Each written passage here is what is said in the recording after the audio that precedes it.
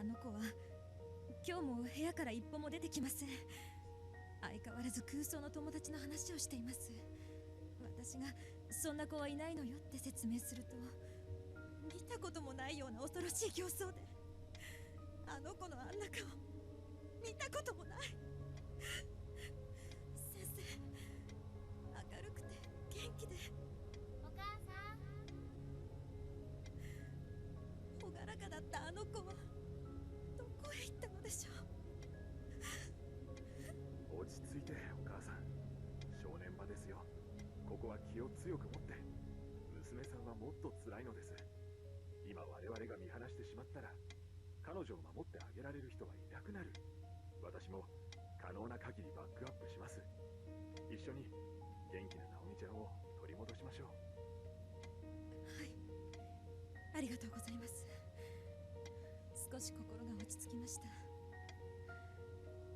では様子を見てきます。ええ、気をつけて。あまり刺激を与えないように。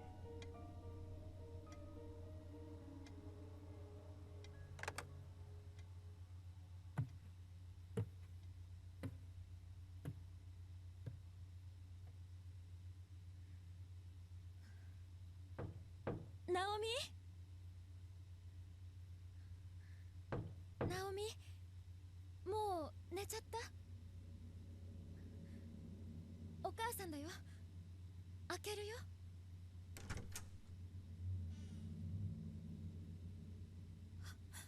Oh shit. ナオミ、またそこにいるの？立ちっぱなしじゃ足痛いでしょ。ベッドに座ったら？お母さんね、今日いいことがあったの。お買い物に行ったらね、ペットショップにすっごく可愛い子猫がいて、ほら前にナオミが飼いたがってたでしょ。茶色い毛並みのスコティッシュちゃん。その子がずっとこっちを見てるの。お母さん、ケージから離れられなくてね、ナオミにも会わせたいなって。ね、明日一緒に出かけない？学校は休んでもいいって先生が許してくれたよ。サボっちゃってお買い物行こうよ。いやかな。ねえ、ナオミ、どうしてそこにいるの？そこに誰かいるの？ That's a weird guess. ナオミ、あのね、冷静に聞いてね。お母さんも知りたいんだ、あなたの友達のこと。あなたのクラスの聖子ちゃんっていつからいるの？ずっとあなたのクラスって？ 2年9組。うん、そうだよね。みんなとっても仲のいい素敵なクラスだって聞いてるよ。だけどね、だけどどの子に聞いてもね、どうせ信じてくれないくせに出てってよ出てって。信じてないのに信じてるふりをして、私のことおかしいと思ってるんでしょ。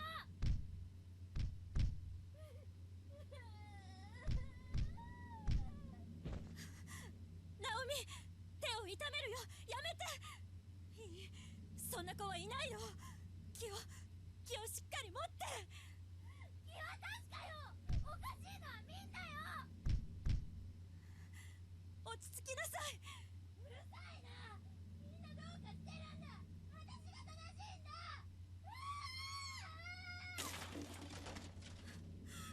ナオ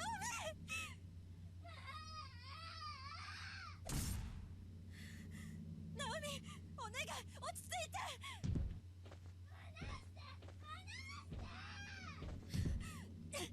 お薬よ、ナオミ。 Oh wow. つけるよ、楽になるよ。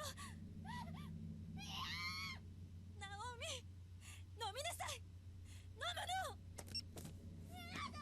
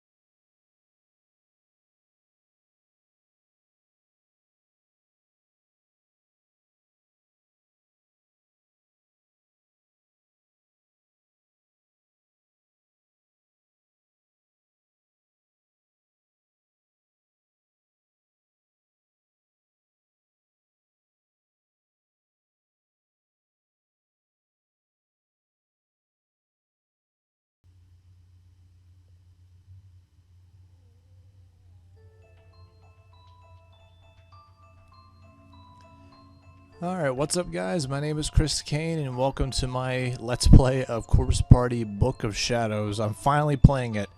Alright, so first of all, and I finally got my answer to this question. Is this game a direct sequel to the first game, or is it something completely different? No. Alright, yeah, so there was some technical stuff there.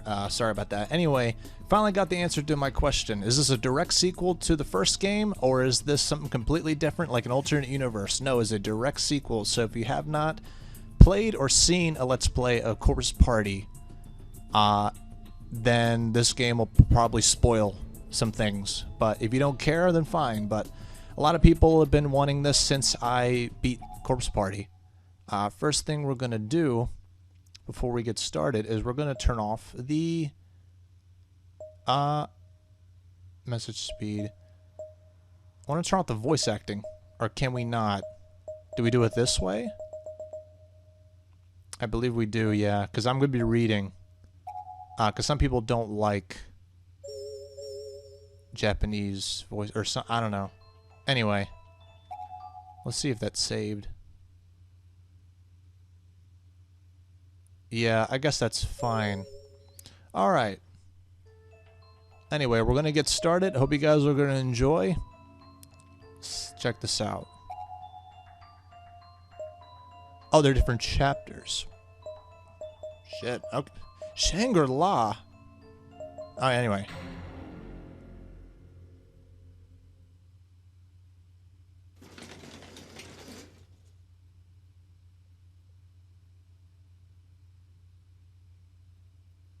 No, huh? Ah, what lovely weather. I wonder how Umi's faring at school today. I hope she's enjoying herself. The spirits seem unusually active today, though. So that's Hano. And there's that old sense of unease, too. The same Ayumi and I have been feeling all of our lives. But stronger than ever. I don't like it one bit. I can't sense its presence. It's gotten very, very close. But that's preposterous, right? I'm probably just imagining things. Maybe it would be best if I talk with her about it. I only hope nothing bad happens.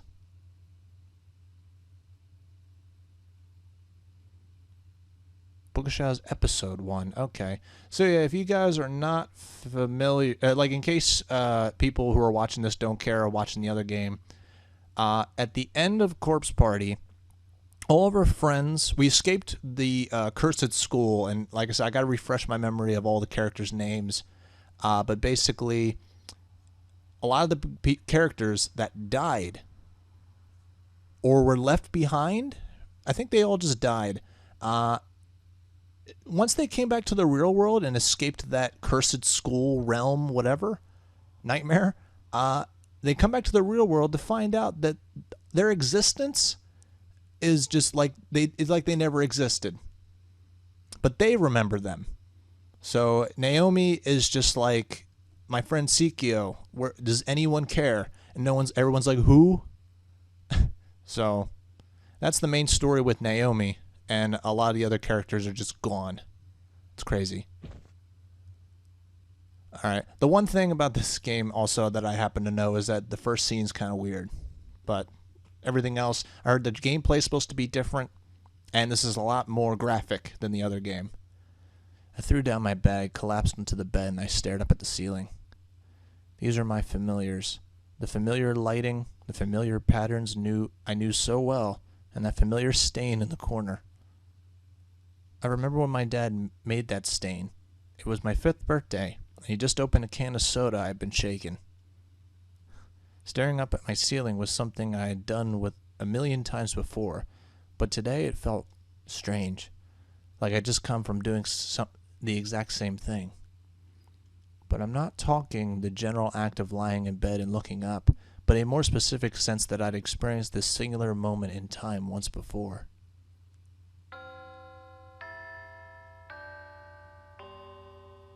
I believe the term you're looking for is deja vu. Supposedly, deja vu signifies the new destiny has just been born within you. So congratulations, Nakashima. You may be a whole new person now. Hee. So said the class rep, making light of the situation in her usual creepy way. But maybe she was right.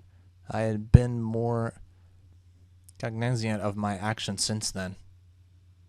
Usually, if I paid too much attention to every little thing I do, I begin obsessing. And then I just give myself a headache and end up calling it quits. But this deja vu was real. It was far stronger than it had any right to be. This wasn't our run-of-the-mill spooky feeling. It was all-encompassing.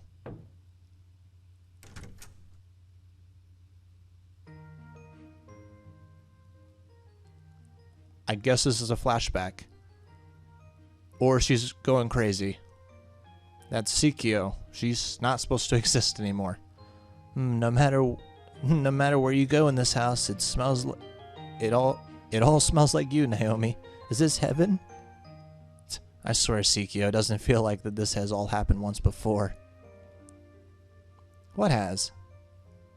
You sleeping over here? And then the next day we were both like, hey, let's go clothes shopping, don't you remember? Huh, surely you jest.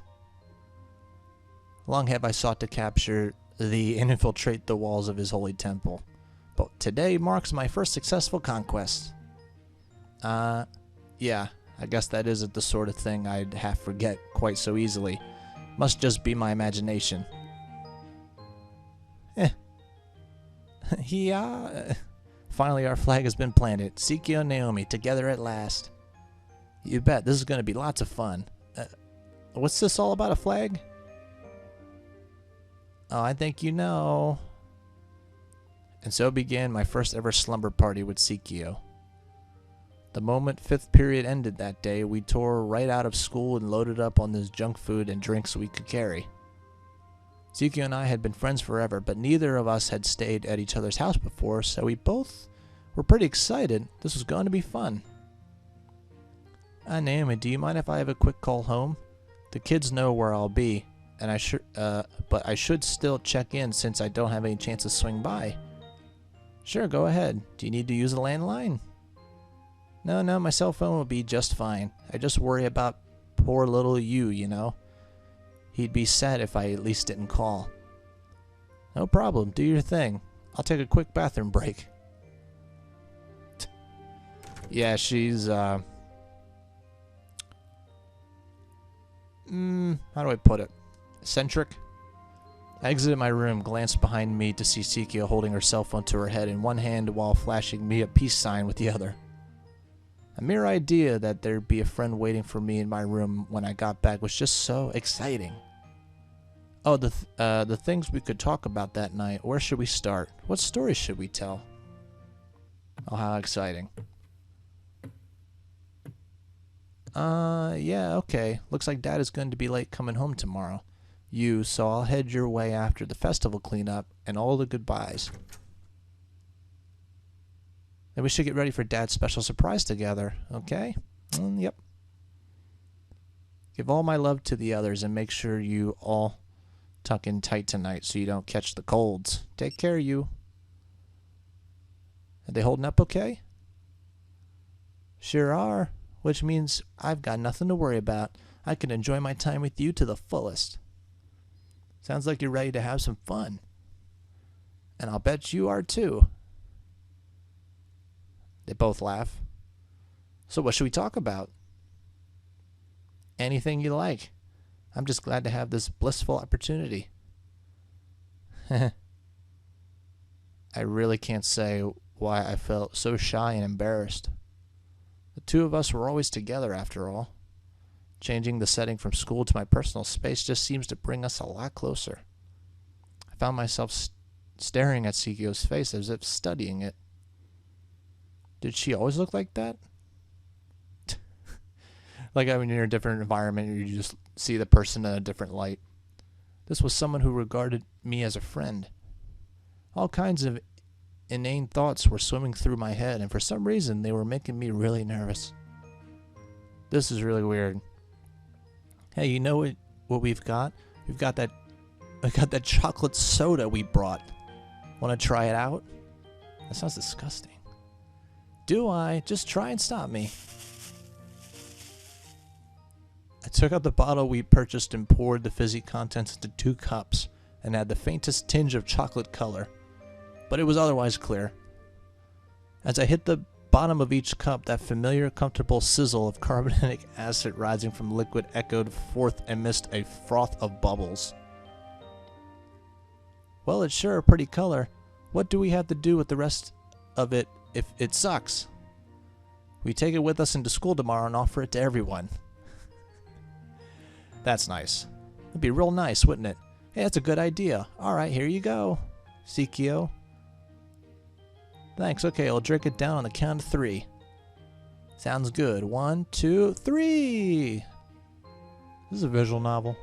Well, they're basically visual novels, but this is supposed to be different. Damn, that's good. We said.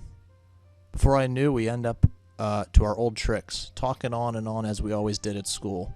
Alright, so this is a flashback. I was starting to think she was going crazy and just Sachiko was just in her room. But no. We smiled and laughed and felt joy at all the same thing. Spending this time together, we could each forget all of our troubles for a while. This was the kind of friend that comes along only once in a lifetime. I was starting to get really sentimental, and I had no idea why. I certainly couldn't admit it to her, though. I'd never hear the end of it. Yeah, friendship. I was just keeping things to myself. I really hope Sachiko and I can be friends like this, clean into adulthood, for the rest of our lives even. Maybe it was that same weird sense of camaraderie one tends to feel during overnight field trips. I don't know. Who knows? Miss Nakashima, this food is stupendous. Come on, Naomi. Say ah. Ah. Thank you. You two certainly are close, aren't you? I've heard so much about you, Shinohara, and I felt I simply had to meet you one of these days. Naomi's been talking about me, has she? All the time during meals, you're always a hot topic around here. She never fails to have some story about where you two went or what you did. So I've been accepted by the family, huh? Tears of joy overflow at the prospect. Prospect. I must be red as a beet right now. Sachiko? Why are you acting weird? It's not just you. Naomi also loves talking about how Satoshi Mochida boy. Whenever he comes up, she gets real excited. I think she Mom, shut up.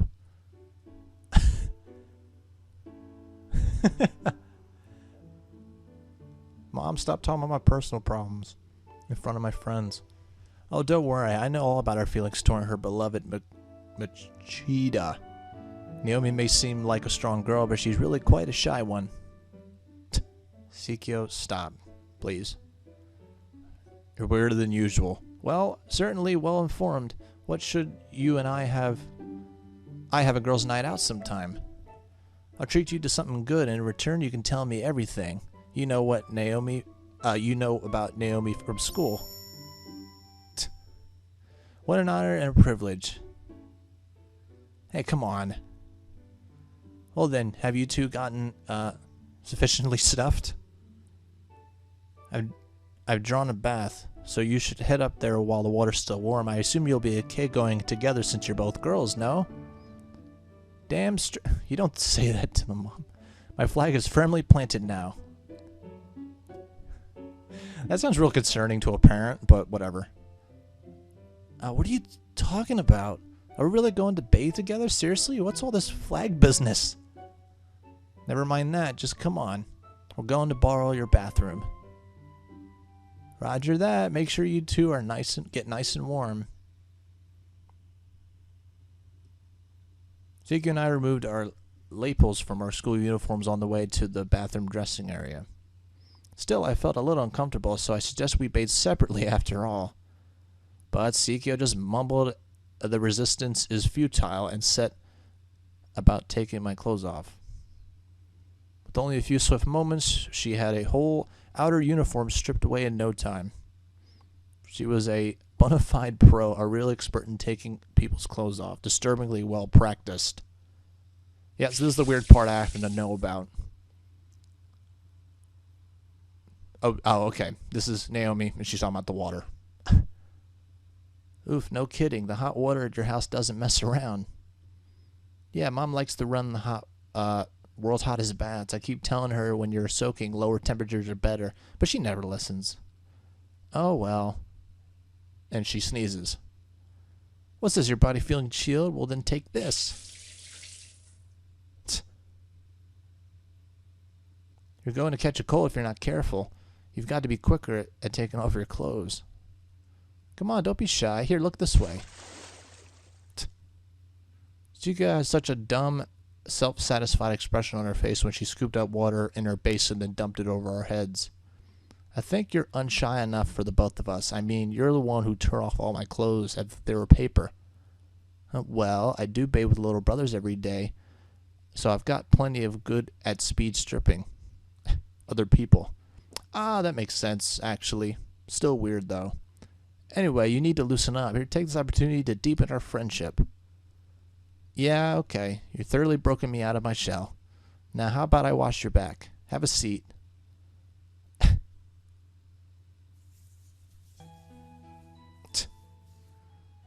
I lathered up a brand new silk towel with body soap and began washing Sikio's back, marveling at her perfect complexion. So jealous. I've never noticed before what a classic beauty she was.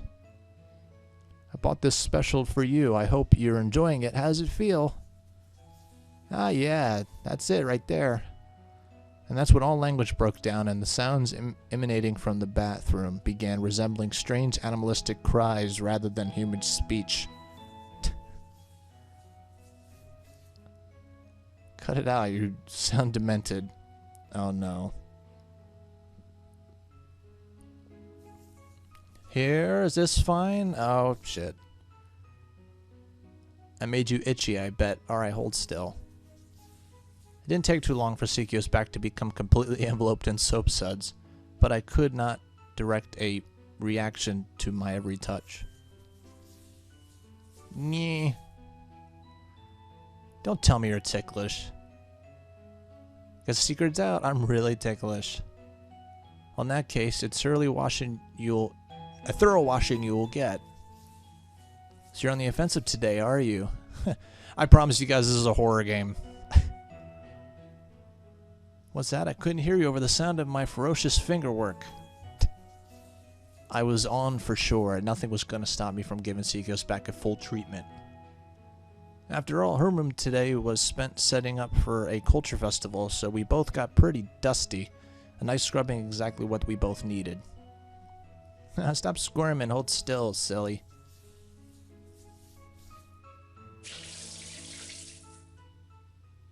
Man, Sikio, you're real slender. Your shoulder blades are incredible, like a cat's.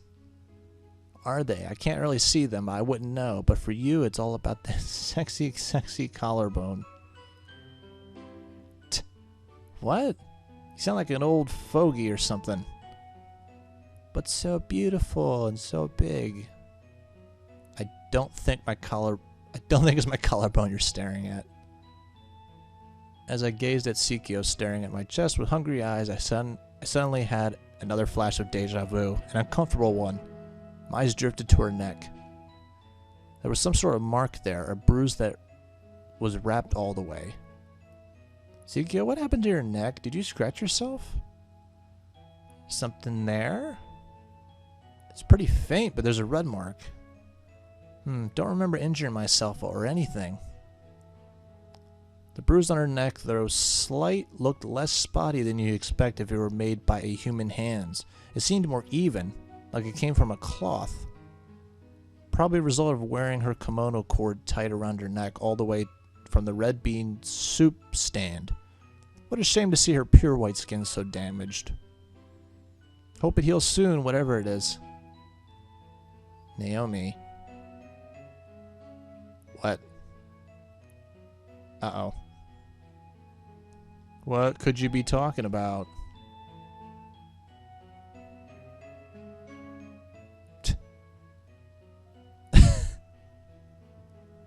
It's like the one weird moment in this game, kind of like how she was talking about how she had to butter up her ass. Sachiko, what are you doing? I think you've gone totally mental.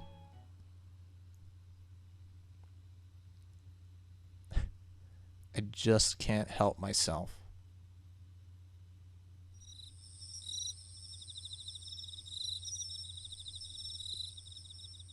Why this game needed that, I don't know. But anyway.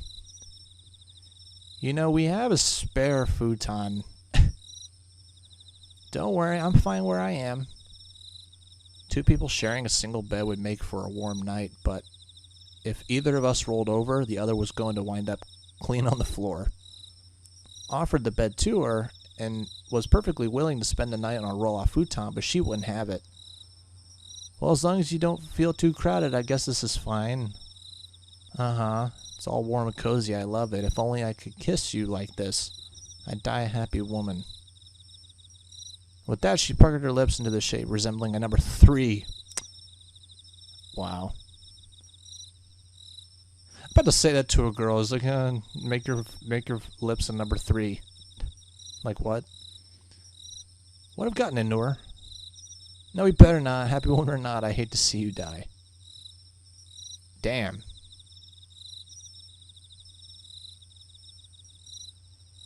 I was just thinking, this is really fun. It was around the point where I started to realize the truth about Sachiko. After all, if an outsider were to witness her blatant act of harassment and my complete dismissal of it, they'd assume we'd be more than friends too. But it's not like I was actually in love with her. I really didn't feel that way at all. I just thought of her as a very dear friend and figured this closeness we had was pretty normal. It seemed natural, in fact, that our behavior would lead into a third-party misunderstanding every now and again, and I just have to set the record straight. But honestly, even when situations like that arose, they were pretty fun on their own strange, silly sort of way. You know, this is the first time I've ever had a friend over. This is my first sleepover, too. Sure beats lying on the bed alone. I'll tell you what. Ow. You okay? I might have slapped you a little too hard back there. You sure did put your back into it, Slugger, but don't worry, I'm just fine. Sachiko was rubbing her face lightly where I struck her, but smiling from cheek to cheek. Sorry again. Hey, how about I come stay over at your place next time? What do you say? Oh, I say yes. That way I can introduce you to the little ones. You'd absolutely are welcome any time. Thanks. The moonlight crept its way through the bedroom window, giving the whole room a dreamlike glow. Soon enough, I was beginning to nod off. Where was I? Was I dreaming? No, it's just my room. I could feel Sachiko's warm neck to me. Or maybe I was somewhere else entirely, and this whole world, all of my life's experiences, were just one big dream.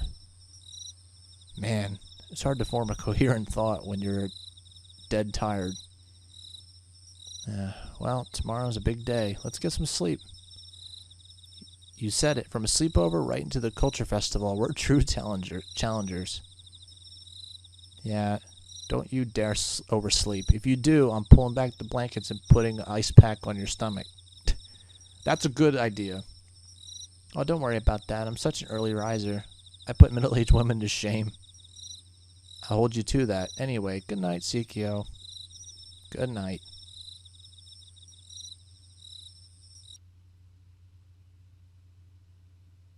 I just figured out, I guess that scene is worth it because Sachiko is just that weird. But she doesn't exist anymore. That's the thing. I don't understand. Anyway. Well, that was quick. Sachiko must have been exhausted. I could hear her calm, telltale grunts and rhythmic breathings signifying that she was out cold. And it was contagious. I couldn't get over just how much warmth her body was generating. That previous night was so cold, but this was perfect. She was like a hot water bottle. So warm. Whoa, you're awake? I can hear your voice even from the deepest sleep, Naomi. You've experienced that before during class, remember? Is that some kind of ESP or something? And wait, were you sleeping during class? That's no good. Hey, I have a question. What?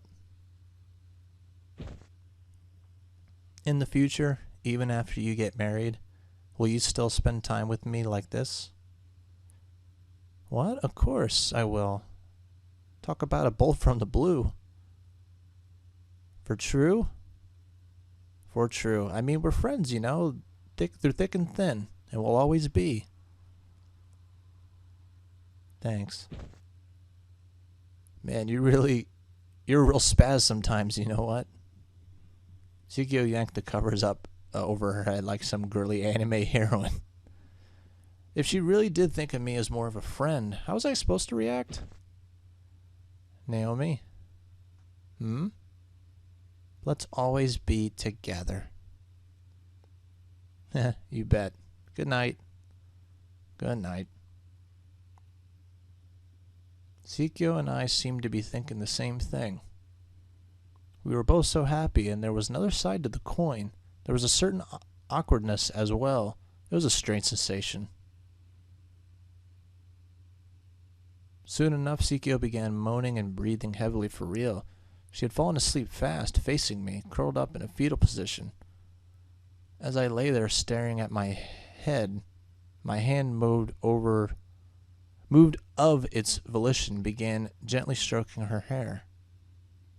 Strangely, it didn't feel awkward or embarrassing at all, perhaps because I knew she was asleep. It just felt natural. I slid my hand more towards her back and continued rubbing her head gently, like a mother would her child's. What a lovely shape her head was, perfectly round. I was just stroking her hair, thinking about this and that.